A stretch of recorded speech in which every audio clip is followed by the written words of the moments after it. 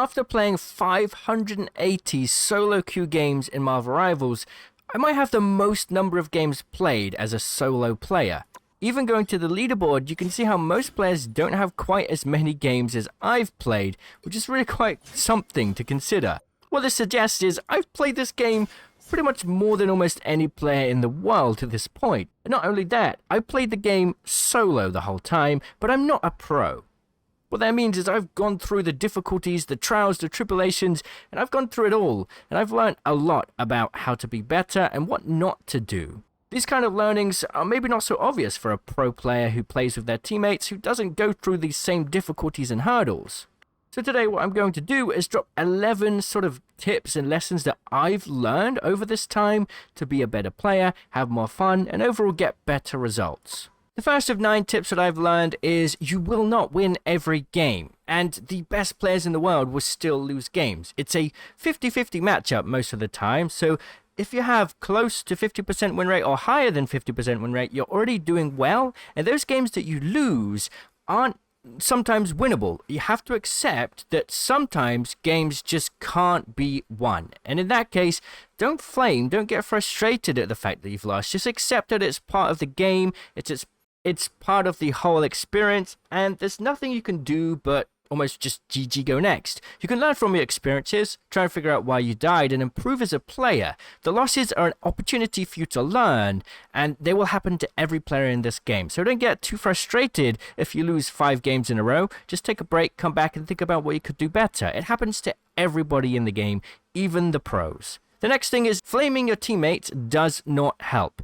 If they're typing in chat and being angry at you, the best thing you can do is ignore them or avoid them, because the truth is you will meet those same players later, whether it's on your team or the enemy team. And if you make an enemy out of that player because you're arguing with them, they're either going to just throw your next match because they're really grumpy, or they're going to specifically target you if they're on the enemy team because they're going to remember your name and think, that guy was rude to me. Whatever they may be thinking, you got to be the better player, ignore them, and just do the best you can for yourself. Try and bring up your team's morale, and don't try to argue with anyone that's just being silly in the side chat, because it's just a lost game. The next thing that I've learned is picking a stronger character, an OP character, or, an S tier character will help you win games massively. Sure, you can learn an underrated character and still do well with them, but you have to be so much better at the game to be able to do that. And you're kicking yourself if you try to do that without learning the stronger characters first.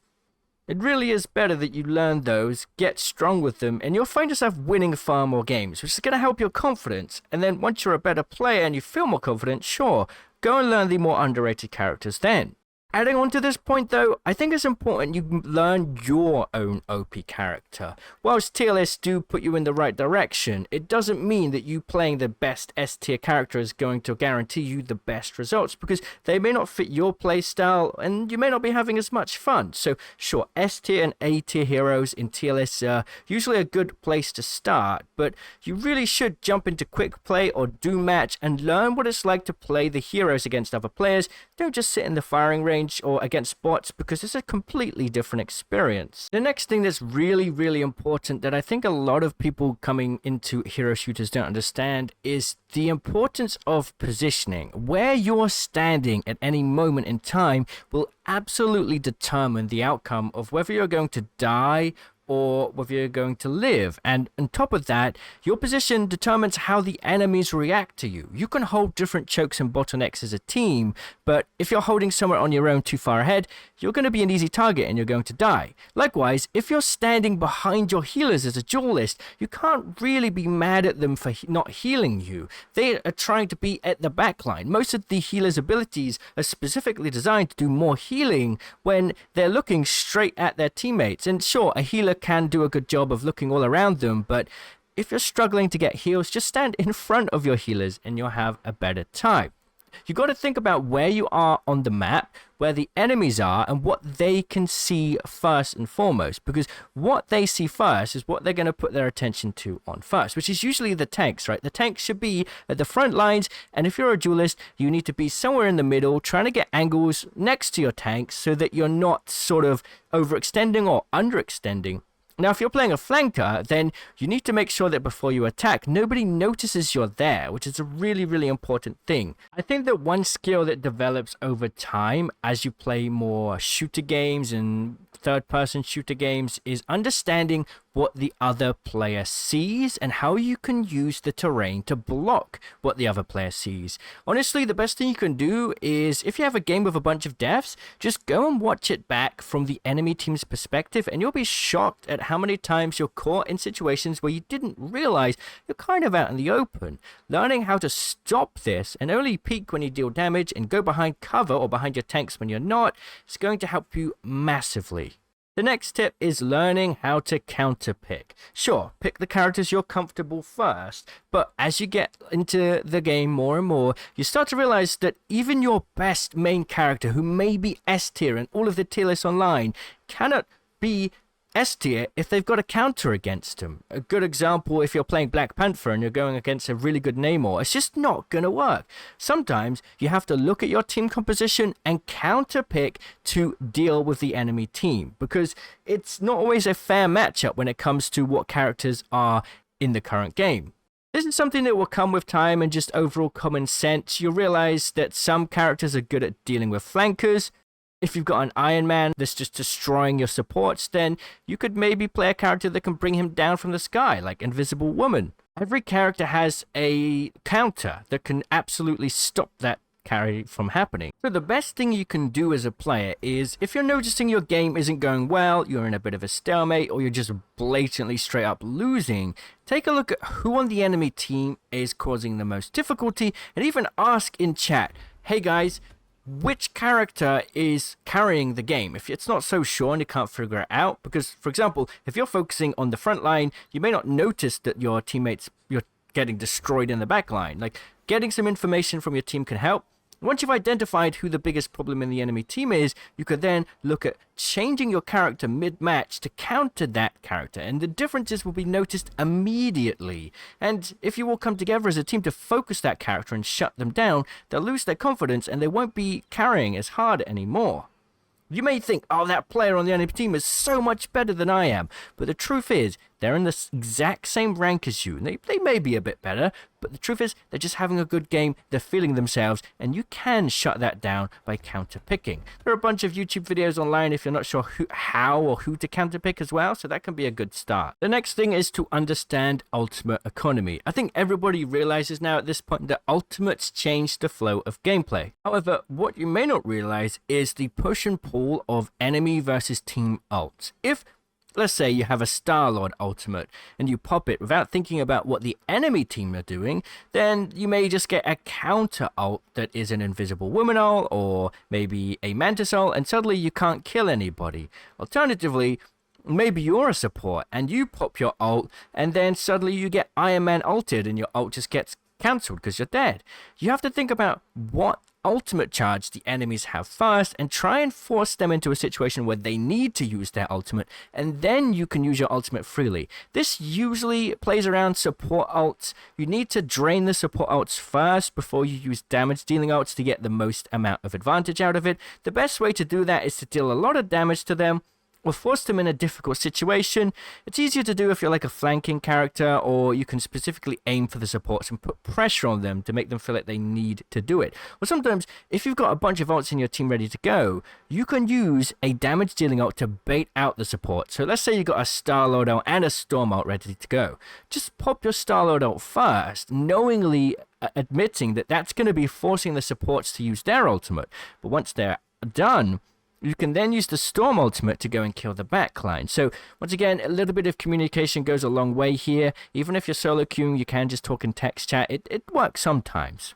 I just want to add to this by saying that not all ultimates need to kill if you're playing with a pre-made, and you can capitalize on the space that you've gained by using the ultimate. Like, sometimes popping a Storm ult can push players off of a point, but the thing is, it's not going to work if you're solo queuing. You may gain a bunch of ground, you may be able to put your team in an advantageous situation, but if you're playing solo queue, it's not going to mean anything. There's not enough communication for your team to understand what's just even gone on, especially at the lower ranks. So try and always aim to kill with your ult if you're playing a damage dealing ult, or save lives with your ult if it's a support. If you're not doing either of those two things, your ultimate in solo queue is effectively useless, and you may as well just have saved it. Next thing, learn to flex. This doesn't mean every single game you need to play support because your teammates aren't. But what it means is know which characters you are the best with first, and what role that may be. Try to play that role first because that's your highest chance of winning.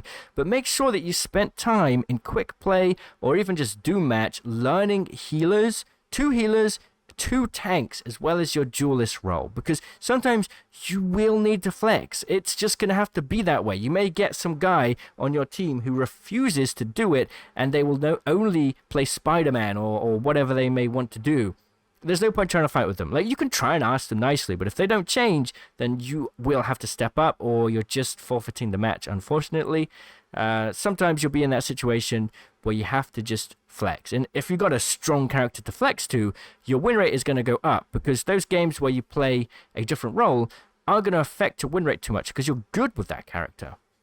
The next thing, which I think is really important, is understanding that you don't just want to mindlessly farm damage. Like, there's a lot of times where the enemy team and your team will just be trading shots, holding angles, just firing, spamming, trying to get damage, whatever they're doing, spamming heals. The tank is just standing in the open, and suddenly you're just playing like nothing's happening because you're all getting your ultimates, and then the ultimate spam comes out, and it's just a stalemate. Instead of mindlessly farming damage, try to look at how you can get individual picks instead. Try and slow down your aim and focus on specific targets. It can look like a mess sometimes with all the characters all running around all at once, Doctor Strange shields here and abilities there, but if you actually just try to breathe a little bit and focus on the names on your screen, you can actually get some high accuracy shots to shut down and kill specific enemies instead of just mindlessly firing your attacks into an abyss. That last tip perfectly leads me into the next tip. Fatigue is a much bigger thing in this game than most other games, especially if you come from battle royales or shooters. Let me explain what this means. If you've got like a day or a weekend free to go and grind ranked and you're ready to do it, you may suddenly realize that you've racked up a bunch of losses in a row, and you're probably thinking, what is going on? My team sucks. This is just horrible. I don't know how to fix this situation. The truth is, it's probably because it just becomes far easier to be mentally fatigued in this game from long gameplay sessions. It's easy to grind Call of Duty for 8 to 10 hours straight, or a Battle Royale where there's downtime and it's a little bit less chaotic. But in a game like Marvel Rivals, it demands your attention 100% of the time. And the moment you sort of like stop paying attention or just mentally not there, you're losing. So it's a very mentally draining game. So honestly, if you want to grind out a big ranked session, just try and take breaks. Like, take breaks, go have a little bit of water, get some water or whatever. Refreshing every now and like every few hours massively helps.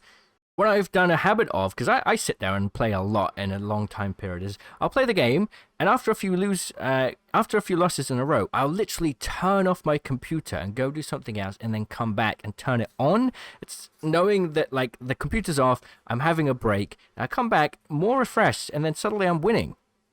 And then one final tip to leave you with: damage, healing, and eliminations are somewhat important, but the number one most important stat that will determine whether you win more games is how many deaths you have.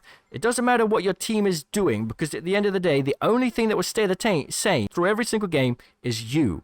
And if you're dying more than you should be, then there's a problem that needs to be fixed. It may be your positioning. I think most of the time it is positioning, or it may be your lack of understanding of situations around you, and you're not reacting to ultimates or player movements or player sounds. There's something going wrong. So if you have the most deaths in the game, you're the one that lost that game, and it's probably on you, and you can look at why that happened and learn from it. It's not always the case that you can learn from games, and it's not always the case that you're the worst in the match. A lot of the time, there'll be other players on your team that just do absolutely terribly. It happens. But if you can try and think of why you died every time you died and learn each and every single time it happens, you immediately get better within like a day or two of playing. Hopefully you found this video interesting. If you did, consider subscribing for more and check out this video on screen. Cheerio!